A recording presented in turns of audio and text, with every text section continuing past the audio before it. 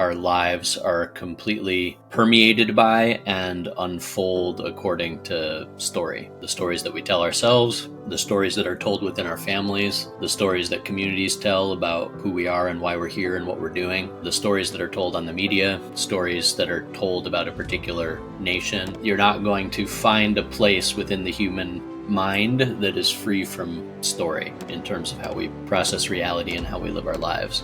Josh Schrei is a writer, teacher, lifelong student of world mythology, and founder of the Emerald podcast. In today's conversation, we discuss how stories shape our reality and how we can find wisdom in the information age. So I would say that you could say nature is the ultimate barometer over what is right story or wrong story, what is good story or bad story. If that story is upheld within nature, like the stories of so many myths that replay themselves over and over and over again, the stories that are kind of attuned to larger seasonal cycles and larger cycles of the natural world. Stories that transmit knowledge and understanding that is helpful for navigating the actual dynamics of nature, the actual dynamics of living our lives. As countless traditions have alluded to, Josh believes learning to align to the natural world is how we find harmony and balance in life. Sense making is something historically that we've done in our bodies through ritual practice. It's how we connect with and understand and process and align to a larger current, a larger flow of the natural world. If we lose that, if we don't have that, then we might confuse the agitated voice in our own heads for the voice of the cosmos. Josh also shares his views of going deep in a lineage, which often provides the depth to provide the deep transformation that we truly seek. There is value to having practice that reflects that friction. There's a friction that builds from showing up and doing the same practice over and over and over and over and over and over and over again. Part of that friction is, it's not exactly how I would do it, or I'm doing this again, and that repetition builds heat, and that heat is the fire that fuels the alchemy of transformation. If ultimately we're practicing spiritually in order to transform in some way or another, in order to actually transform certain things, to shed certain things, to regrow, then we have to really look at what causes transformation. Just persistent dabbling may not cause the transformation that we're seeking.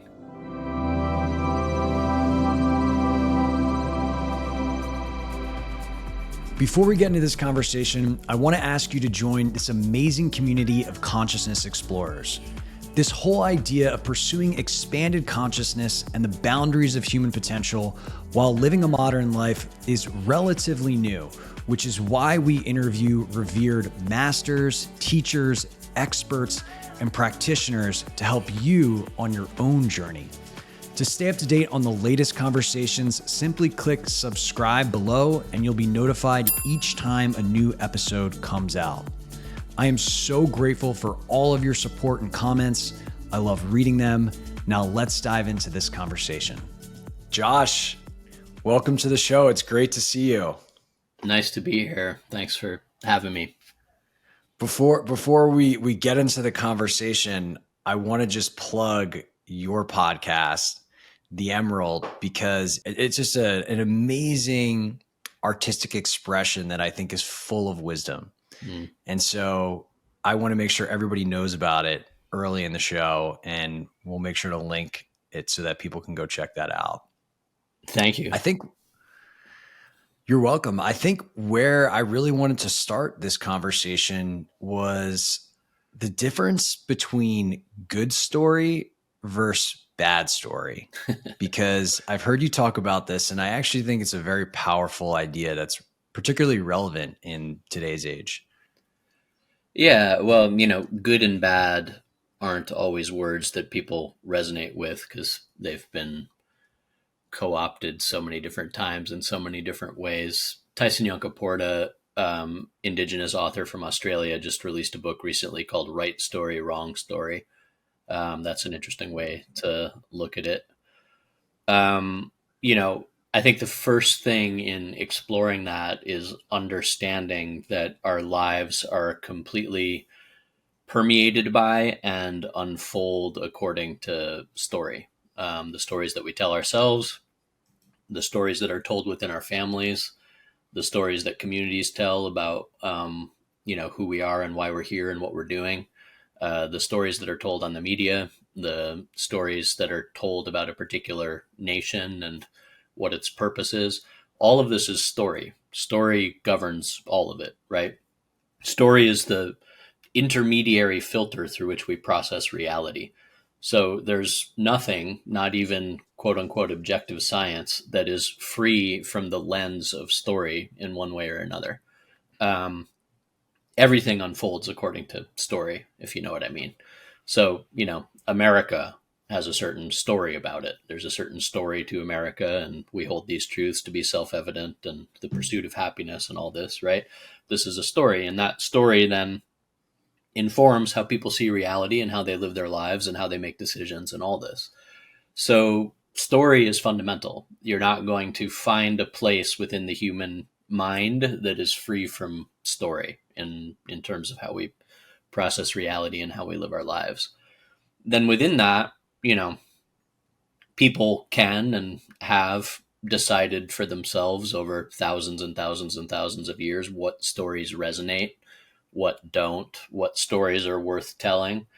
You might start out with a story that reaches, you could say, obsolescence through the course of history. So you start out with a story, I don't know, like the story behind the Russian Revolution, and that particular story, that particular way of being, after it's been enacted in the actual real world for a while, then you could say the flaws in that story start to make themselves known, and then that story goes extinct, just like a species, right? So story has like a natural life cycle to it when it's lived out in actual bodies, in actual culture. And there are stories that human beings have been telling for a very, very, very long time that have lasted. Um, and then there are stories that are more recent, and sometimes I question the more recent stories. Like, for example, the story that he who dies with the most toys wins, that kind of story, right? The story that you can have unlimited growth on a planet of limited resources, that's a story. Like, an economic story that's saying grow, grow, grow, grow, grow. Well, that story, we can tell ourselves that all we want. We can say, okay, the purpose of human existence is to grow, expand, grow, expand, grow, expand, economies grow forever, this type of thing.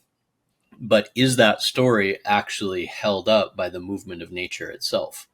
And nature tells a different story, and nature tells a story of cycles, and it tells a story of times of abundance and times of lack, and it tells a story of seasons and summers and winters, and it's not all growth all the time, right? It's sometimes it's a period of growth, and sometimes it's a period of incubation and withdrawal and hibernation, and this is how nature works. So when human beings try to tell a story and live according to a story that's not upheld by the actual, what you could call laws of nature, right? In other words, like, um, we tell ourselves this story of unlimited growth.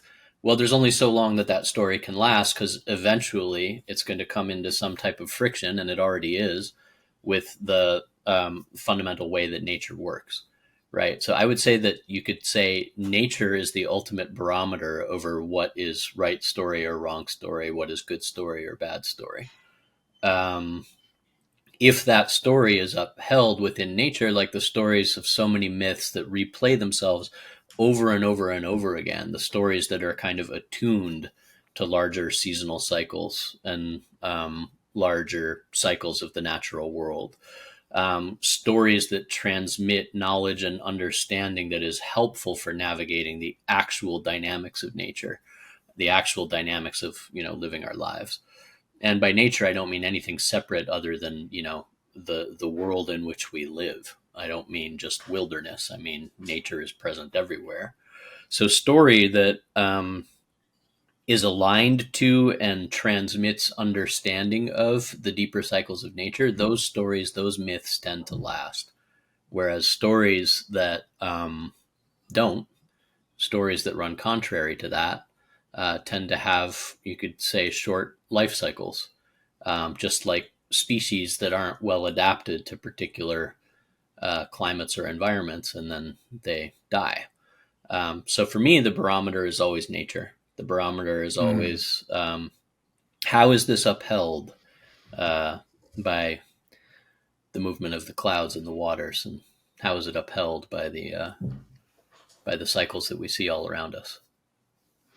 I can't help but think of Taoism Mm, and how this notion of that there is this natural flow, there is this natural way of things.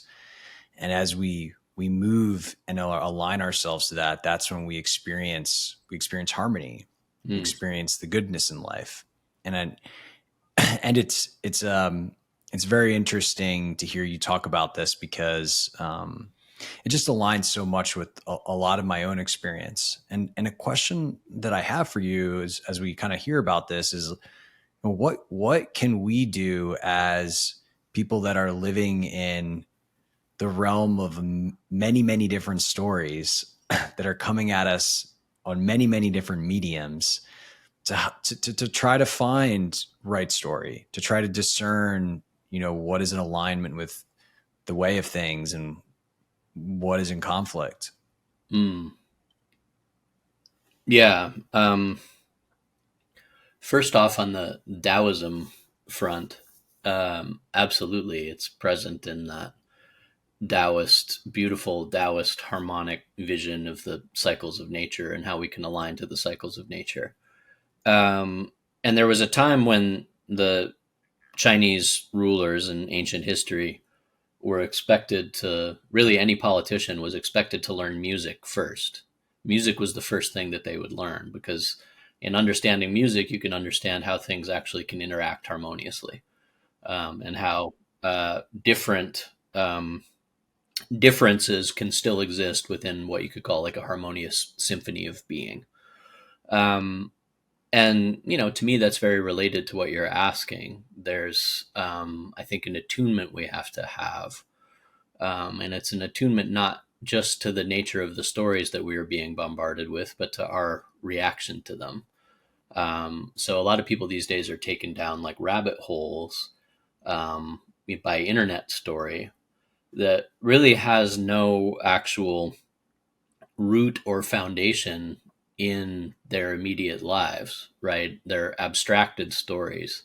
And we're in a situation where culturally we're trading abstracted stories in order to grab people's attention and provoke emotional reactions, and then, um, monetize that in terms of like, likes and hours spent engaged on internet news sites and this type of thing. Um, and we have to have a little bit of what you could call attunement and discernment to that cacophony. Um, is it harmonious, and does it allow me to, anchor into the actual forces around me with which I am in relation all the time? Or is it something else? Is it deliberately seeking to provoke or agitate? And I think this is important in how we navigate story. The relationships that matter most are the relationships directly in front of us, right? So we have people succumbing to story that has a lot to tell them about, like, you could say like those migrants far away that are causing all this supposed trouble, or you know, uh, people that I've never met before that I'm supposed to hate for some reason, right? Like, all of this dwells in the realm of abstraction, when what really has the most tangible impact on us and our lives are the people that we interact with every day and the places that we interact with every day. I'm not saying we shouldn't be aware of and engage with the larger world, right? But what I'm saying is, like, you know, is there really a reason for us to get so agitated and taken down these rabbit holes of internet story, when the stories that are um, that have the most tangible impact on us are the stories that are right in front of us? So I think first we need a recalibration of our basic interaction with those around us, right? And you watch and see, like if a person establishes a good harmonious way of being with, their neighbors and their immediate ecology, right? Then when, some wonky internet story comes along about something abstract, it doesn't throw that person so far off their axis, right? Because that person has a good stable foundation, a good harmonious foundation. So I think kind of building a deep harmonious foundation in how we navigate the stories that are immediately impacting us helps us build, resilience in the face of a larger media culture that is just bombarding us with um, deliberately agitating. Like stories are meant to agitate these days. Like, like the story that is going to get the most clicks is the story that provokes the most mental agitation in you. Because if you're agitated, I got to see more. What is it? What is this, jerk saying? Right? Like that kind of thing. Um, I think recognizing that it's a deliberate provocation towards agitation. I think that's important. I think recognizing that stories that are coming our way are often intended to agitate us for no other reason than that they want us to click on it and grab our attention for a little while. You know, that type of navigation, I consider it to be something of a musical navigation. I consider it to be like there are, there is the immediate symphony of our lives through which we kind of tune and attune and find uh, harmonious resonance. And then there are these kind of, you know, cacophonies to which we are exposed. And we have to be, really careful about how we navigate that larger cacophonous field. And one way to navigate it is to feel in us what it does to us. What does this story do to me when I hear this story or read this story? If I'm getting caught in this kind of obsessive reaction to it, is it a story that it actually really benefits me to expose myself to, or is that a story I should just show the door and say, so long, story. You're just a story, and I don't need to let you inhabit my consciousness and alter my life. Right. So discernment is present in many, many spiritual traditions, right? The principle of discernment. Um, yeah, it's not a sense that one should be open to everything all the time, as sometimes gets talked about in, I think, modern misinterpretations of non-duality teachings, for example. Um, the practice is not to be open to everything all the time. The practice is to really have some attunement to what we let in and what we keep out. And you'll see this in animist traditions all across the world, what you could call guardianship practices and practices of knowing what we want to invite in versus what we want to keep out. This is a big part of animate practice. It's a big part of Taoism. It's a big part of it's a big part of really most traditions that I've been exposed to. Um, aren't going to just kind of throw us free form into the world with our open minds and say, hey, yeah, be open to everything. They're going to work to cultivate a level of what you could call harmonic discernment.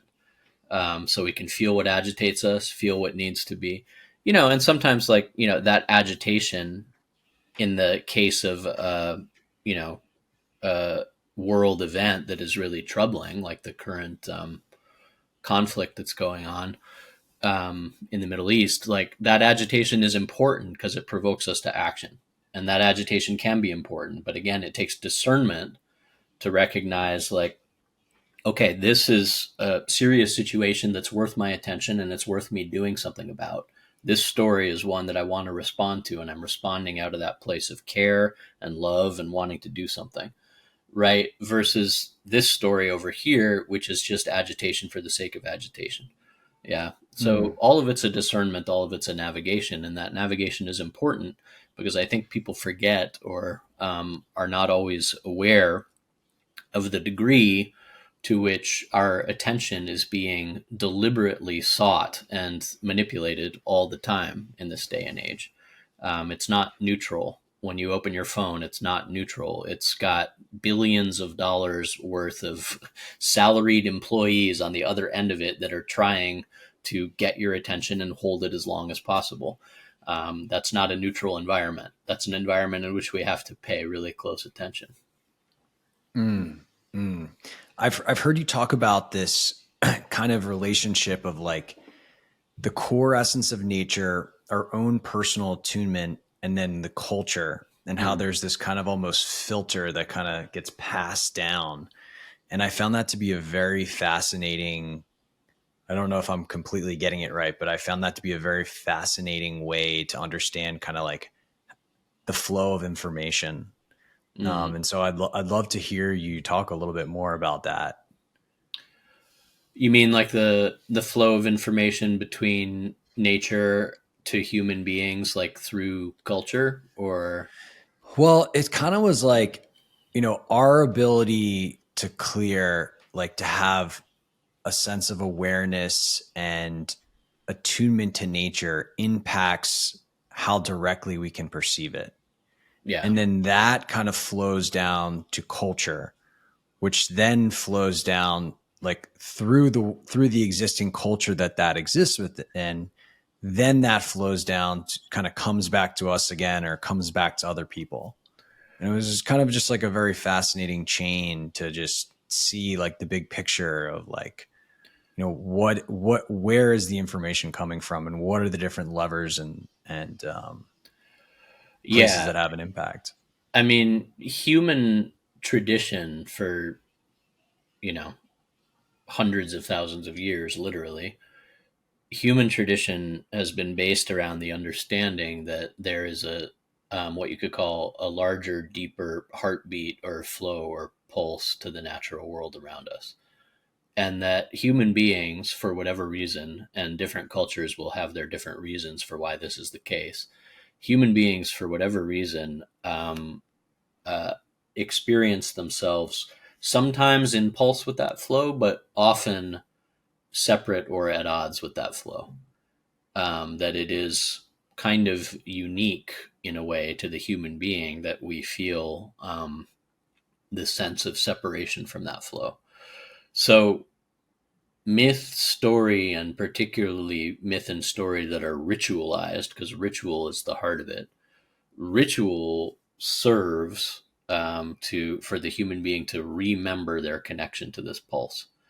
And as we remember our connection to that pulse, we're able to, you could say, receive floods of insight from the natural world, feel our connection to the natural world, feel our connection to each other, even to that person who's also in the ritual who we've had some trouble getting along with, reinforce our communal bonds with one another.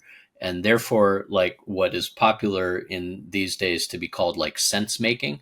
Sense making isn't something that we just do in our heads. Sense making is something historically that we've done in our bodies through ritual practice. It's how we connect with and understand and process and align to a larger current, a larger flow of the natural world. If we lose that, if we don't have that, then we might confuse the agitated voice in our own heads for the voice of the cosmos. And when I look at modern culture, I see a culture that has confused the agitated voice in its own head for the voice of the cosmos. In other words, the agitated voice that is always relentlessly roving forward, the agitated voice that wants more, more, more, the agitated voice that is like, progress with no clear vision of where that forward movement even is leading. But it's just like, next quarter's profits. That's it. That's the farthest I can look. You know, we consider that to be the guiding voice of creation at this point.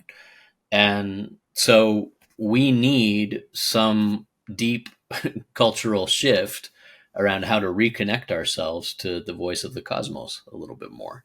And that voice, you know, it sings a little deeper than we do. It sings of time scales that are not next quarter's profits, but are more along the lines of millions and billions of years. It says this will rise and this will fall. It says, ultimately it says nature is supreme, and how you align to nature is what's the most important. So this voice of the cosmos is singing a tune that can be frightening or scary to the modern ear, because it calls into questions all of the basic assumptions of what life is for and what we're here to do and what really matters. Um, but imagine how desolate life would be without attunement to that voice of the cosmos. Imagine a person could convince themselves that that kind of roving, anxious voice within them was all there is.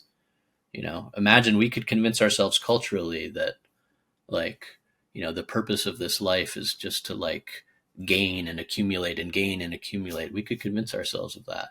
And how desolate a situation would that be? That would be, right, what Wolfram von Eschenbach described as the wasteland. That would be the wasteland, right? With the water of life right in front of our eyes, pouring forth right in front of us all the time. The water of life pouring forth from the universe all the time.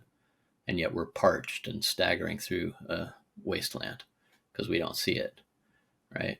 So you know, our calling, I believe, in this modern world, is to find a way to remember to listen to the voice of the cosmos. How how do you do that in your own life? Yeah. So right before I got on this call, I was, I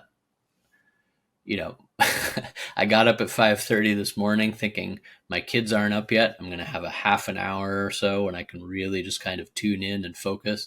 And then as soon as I walked out of the bathroom, my 5-year-old, almost 5-year-old son was right there, like, I'm up, I'm awake. And then the 3-year-old was like right after him. And then all of a sudden my grand vision of pausing and connecting to the cosmos was, overthrown by the toddler vision of, like, let's play a game, let's draw, let's run around, like, I want to jump on you, like all this kind of stuff. So, in the midst of chaos, in the midst of modern life, it's a challenge. It's a challenge. Carve out space for practice. That dance, that circus can become our practice. It can become a way through which we attune, even in the midst of these wild cycles of movement. In the midst of it, I can dive into it if I can bring myself, to not see that as like a distraction, but as like an invitation. And my kids are really inviting me into a place of greater presence, right? And that's an ongoing process, I think, for any parent. It's like, oh, my kids are actually inviting me into a place of greater presence. I'm not going to get all those things done I wanted to get. I'm not going to get my quiet time, right? Is what I'm dealing with this morning. I'm not going to get my quiet time. But the kids are inviting you into a place of greater presence. So sometimes it happens through, pausing and playing a game with your child, right? Or, telling them a story or letting them jump on you, even if you tell them over and over again not to grab you by the neck and they do it anyway, right? There's that, and then there's the times that we can get into, more dedicated practice, you could say. And there's the regular practice, daily practice of, simply connecting in gratitude to the natural forces around us. Like very simple traditions or very simple practices that come to us from so many traditions about waking up and offering gratitude and connecting and offering gratitude and connecting, linking to the light of the sun first thing in the morning and offering gratitude and connecting, and speaking it out loud. This is important from a traditional perspective, not just thinking it, but speaking it out loud. That does something different, right? Because we live in a musical, symphonic world. Those Taoist forces you're talking about are vibrational, musical forces that surround us. And so when we say something out loud, it has a different resonance and a different impact and a different way of smoothing out our relationship with the forces around us when we say it out loud. So offering something. If I'm going to spend my day like really focused on me and my family, then traditional cultures would say that we need to also offer something back, right? and offer something in devotion. Like, offer back. We're taking from the world constantly. We're eating of the world constantly. So in animist tradition, then you certainly offer back. You offer food, you offer songs, you offer candles, you offer water, you offer poetry, you offer art. All of these things are offered back. Um, and then you can, people in this day and age navigate like their rhythms of practice, but something simple and something repeated regularly has a particular impact to it from what I've studied. Like, something that is done over and over and over again, there's a resonance that builds, there's a heartbeat that builds. So doing something over and over and over again is important. Yeah. So that's part of it. I mean, there's a lot, there's a lot that can be said about that. And I think it's a balance of what we find in the spontaneity of the day to day, and then what we carve out as regular rhythmic ritual practice too. I hope you're enjoying this conversation so far. If you like what you hear, let me know by clicking like, subscribing to the channel, and responding with a comment around something that you found interesting in the conversation so far. In addition to these videos, I do a lot of writing on the exploration of consciousness and my own personal revelations in my newsletter called Consciousness: The Doorway to Human Evolution. To receive these updates and more, all you need to do is simply head to the link in the description below, and you'll be added to the community of 20,000 plus consciousness explorers receiving weekly ideas and inspiration in their inbox. I look forward to hearing from you there. Now let's get back to the show. I know you've had an opportunity to study a lot of different traditions, a lot of different cultures, a lot of different lineages, and speak to the benefit of that, which, I think that's really different than a lot of what I see, where I am around a lot of people that they want to connect to, the force that animates all of life. And the way that they go about doing it is like, well, I'm going to study this for a bit, and I'm going to study that for a bit, and I'm going to study this for a bit, and this new hot thing came out, and this is cool, and oh, I've heard about this. And it's just kind of it seems like a more modern phenomena, and that maybe is informed by, the internet and just the technology that we have. But I'd love to hear your perspective on what benefits you have experienced from studying, within the confines of a lineage that has been around for some time.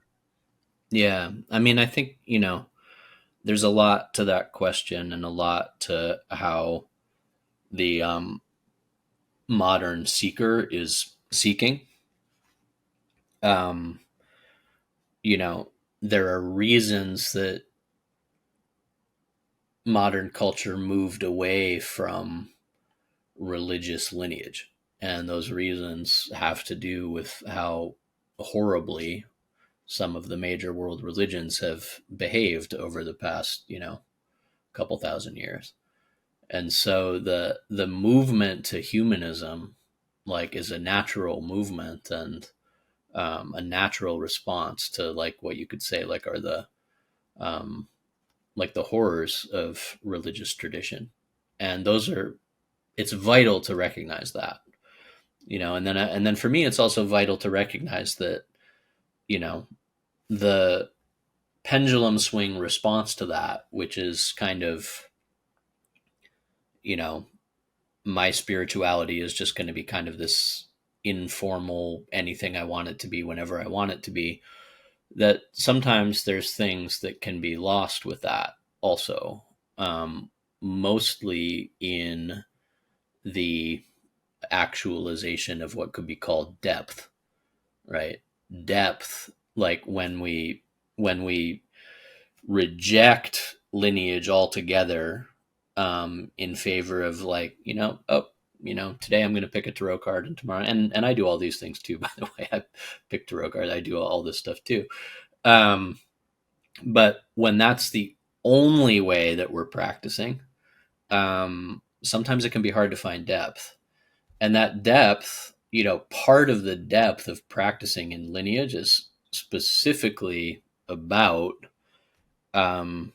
how it's not always what you want it to be when you want it to be, right? Like, if my spirituality is, oh, today I feel it's this, and today I feel it's that, and today I feel it's this, and today I feel it's that, then it's not actually really a reflection of the challenges of life, of actually living, right? Life presents us with situations all the time where things aren't exactly as we want them to be. And our practice, in a way, needs to reflect that friction. Well, it doesn't need to. People can decide for themselves, right? But there is value to having practice that reflects that friction. You know what I mean? In other words, there's a friction that builds from showing up and doing the same practice over and over and over and over and over and over and over again. And part of that friction is, it's not exactly how I would do it, or I'm doing this again, or like, and that repetition builds heat, and that heat is the fire that fuels the alchemy of transformation, something we study in the course that I teach. So, like, if ultimately we're practicing spiritually in order to transform in some way or another, in order to actually transform certain things, to shed certain things, to regrow, um, then we have to really look at what causes transformation. And you know, just like persistent dabbling may not cause the transformation that we're seeking, if you know what I mean. Now, I also think that, and I'm doing a whole episode on this, which is going to come out very soon. I also think that um, recognizing that in what you could call syncretic times, times of cultural mishmash, times of cultural overlap, our practice is going to draw from numerous traditions. I think that's wonderful, right? It's like, you know, tradition after tradition after tradition is actually syncretic. The idea of the like static persistent lineage that lasts for thousands upon thousands upon thousands of years just as it is without adapting, most religious scholars will tell you that that's not the way that it works. And how it actually works is that there's change and influence and absorption and assimilation. So for me, for my journey, what I can say is I'm very syncretic in that I have practiced traditions from multiple places in the world. And if you look at my shrine, it's not a shrine that is purely, you know, a Tibetan Buddhist shrine or a Hindu shrine or an Afro Brazilian shrine. It's an amalgamation of many different influences that I've had over my life. The opportunity that we have in the modern world to come into contact with many traditions and to see the value in many traditions, I think is wonderful.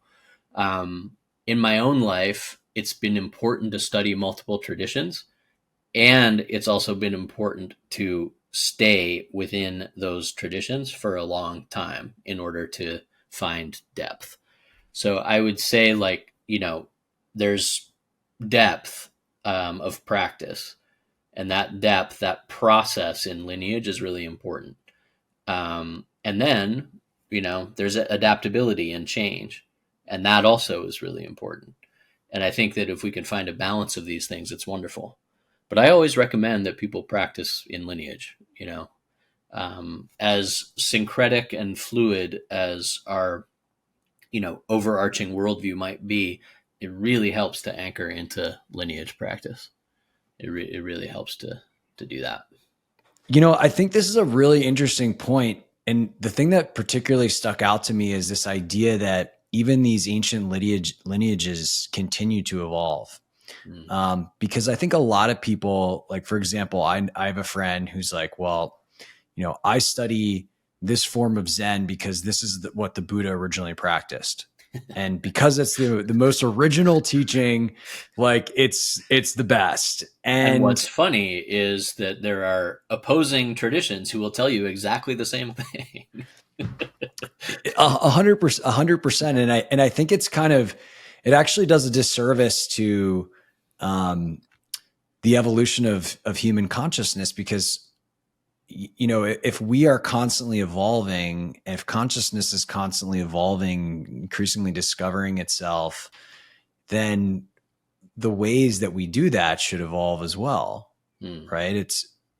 I mean, not to say there isn't kind of the well-worn, tried and true methods that we can use from civilizations and people that have come before us, but I think it's short-sighted to think that is those static ways are the only way. Yeah, I like to think of it from the perspective of the animate force itself. And when I say the animate force, I'm not asking listeners to buy into this particular viewpoint, but let's just say that there is a life force consciousness. You could call it divine. You could call it goddess. You could call it many things, and it has been called many things. Tao is one of the words for it, to bring what you said earlier. Let's just say that there is this force circulating through the world, creating, absorbing into it, birthing, dying, devouring, regenerating. Let's just say that this force exists, and that human ritual and practice exists to create a container through which that force can flow and move. So that force, and because I've studied some goddess traditions, I'm going to call that force she. She moves to where space has been made for her to move and flow. Let's just say that. There's a line from the Bhakti Sutras, that says, "Love reveals itself where there is an able vessel," which I think is something interesting to look at. So one can see that, that when space is created and when a sound container is created, that this animate force flows there and moves and does what it needs to do and circulates and regenerates and replenishes and does all the things that we want of our practice tradition. So then we have to look at what creates a good container. If the container is too closed, right? If there's no change possibility or adaptability within that container, if there's no openness in that container, then she doesn't flow there. And then on the other side, if that container is too open, there's no actual anchor there. There's no grounding through, regular practice. There's no depth. If that container is too open, then she might arrive and then dissipate immediately, right? So, tradition exists as a way to create a container for that mysterious animacy to move and flow. Tradition that adapts and changes, right, keeps that vessel structurally sound but open over time, right? It allows for that movement over time because of its willingness to stay open and adapt.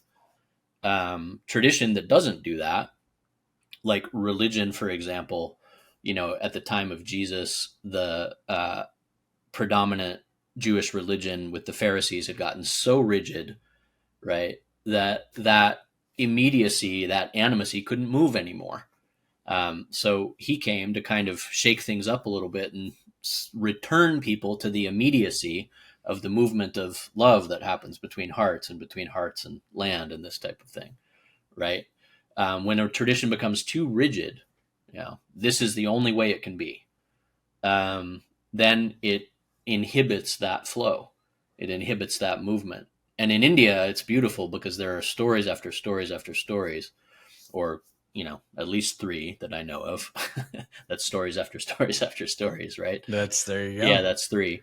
But I'm sure there are more of times when, the divine was supposed to appear at this grand ceremony to these particular type of people, to these Brahmins who had done all the right things, and they had made all the right ritual preparations, and they had followed the rules exactly, and they had gotten everything, just as it should be.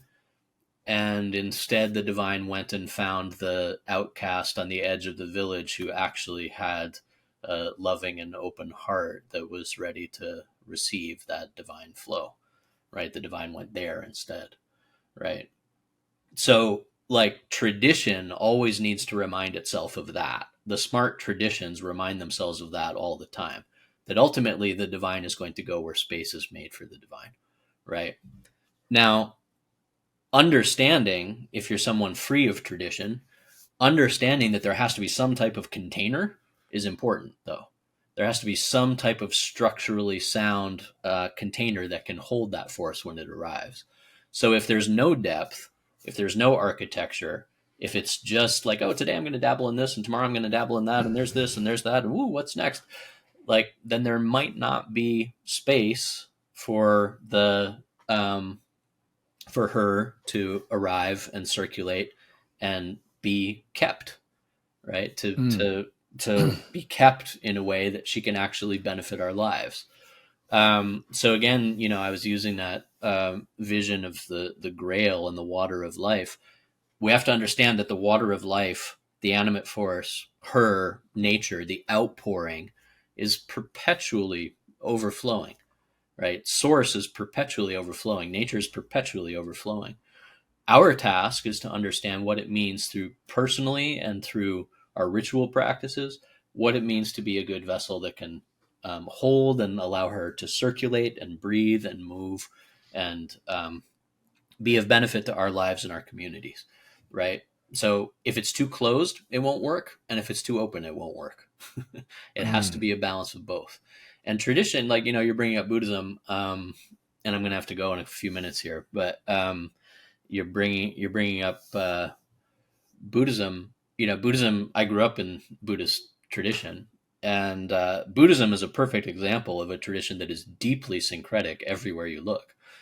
Zen assimilated a lot of Shinto, and Zen is very Japanese, and Chinese Buddhism is very Chinese, and Thai Buddhism is very Thai, and Tibetan Buddhism is a massive amalgamation of all kinds of influences and forces. And these lineages, try to establish primacy and legitimacy by saying, oh no, this one came straight from the Buddha and this kind of thing. But all you have to do is open your eyes and look. And in Tibetan Buddhism, you see animist spirits and, Hindu tantric energies and all of this stuff circulating in this big um, gumbo soup. And, gumbo's good.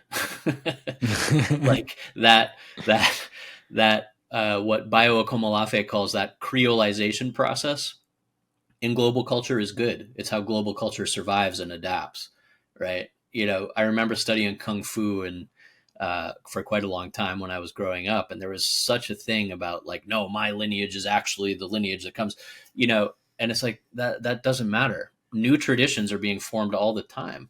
A tradition like in Vietnam, there's a new religion that was born about 100 years ago. I'm not going to say the name right, so I'm not going to try to say it. But Victor Hugo is a saint, and like, it's a, it's a new tradition. In Brazil, new religions are being born all the time. New traditions are being born all the time. Now the question is, do they have the depth? Do they provide the container and the depth so that people can receive the animate and in a functional way that continues to benefit communities over time, right? We don't have to be beholden to like my lineage was first and it's oldest and it hasn't changed, and that's a death sentence for tradition. Tradition needs to change and adapt. The goddess is adaptation itself. And so that adaptation is natural, and being open to the forms of that adaptation is wonderful. Um, and the question for us is, you know, in the face of that all adaptive, ever changing, shifting force of nature, do we have a good anchor in practice or a good vessel that can receive it? Mm. Yeah. Well, I find this perspective to be incredibly refreshing and also practical. And so, very grateful for you as someone who's just studied a lot of this stuff and experienced a lot of things, sharing that. And I know you said you have to run, Josh, and I wanted to make sure we had an opportunity for you to tell people about all the things that you're doing. And so, yeah, I wanted to make sure you had a chance to do that. Thanks. All the things that I'm doing mostly involve running around with a couple of toddlers.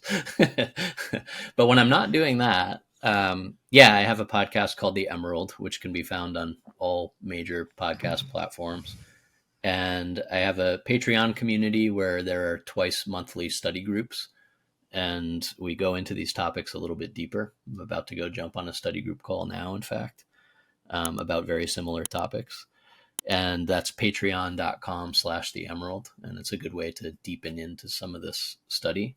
And then I also offer a year-long deep dive into the mythic called The Mythic Body, and that is findable at themythicbody.com. So yeah, that's what I'm up to. Amazing. I love it. Well, the Mythic Body. That sounds cool. I'm going to go check that out after this. Well, we're so grateful for you, Josh, and we're grateful for everybody listening. And I'll make sure to link all those out in the show notes for everybody. And thanks again, man. This was a real joy. Thank you. Great to be here.